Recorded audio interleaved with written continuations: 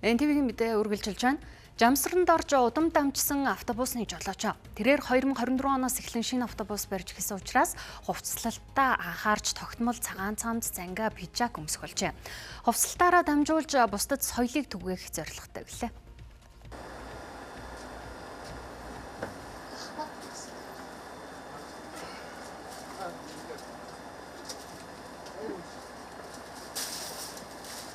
Ер нь хүүхэд байхаас бүр бага наснаас эхлээд автобусны жолооч болох ерөөсөө мөрөөддөг байсан.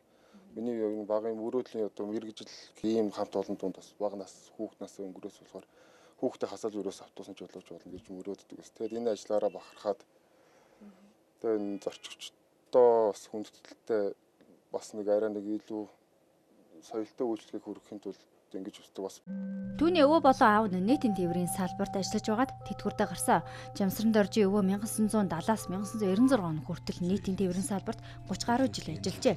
Тэрээр яармаг чиглэлийн жолоочоос баригадын дарга болтлоо зүтгэсэн гэдгээ. Автобусны жолооч бол маш өндөр өөр хариуцлагатай ингэж ажиллах ёстой.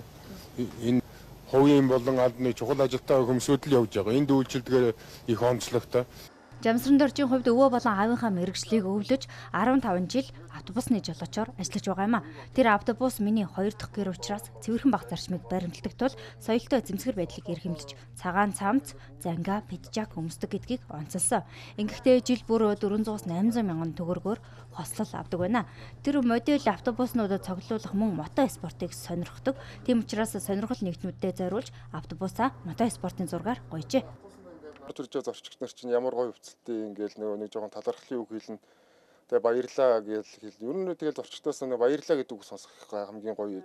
Ер нь одоо яг тэр энэ ажлыг одоо яг тэр үнц нь одоо ер нь бас тэрэнд байд юм болов гэж бас бодож. Ер нь тэгэл ер нь баярлаа гэдэг үг сонсох хамгийн гоё. Тэгээд бүр илүү урам ороод бүр илүү гоё илүү сайн үйлчлэгээ сайжруулна гэж ер нь бүр илүү хичээж явдаг. Зүгээр эн чинь бас нэг соёл шүү дээ. Энэ байгууллагын соёл хүнд зөв үйлчлэх гэсэн сэтгэл байна. Тэгээ би зориуд үнээр л хэллээ. Өөр надад илүү дутуу юм хэлэх юм болоо шүү.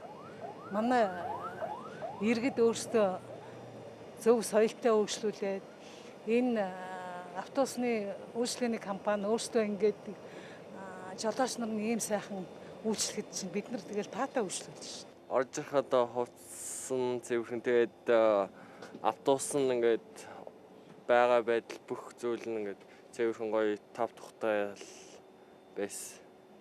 Тэгээд үйлчлүүлэхэд гоё юм.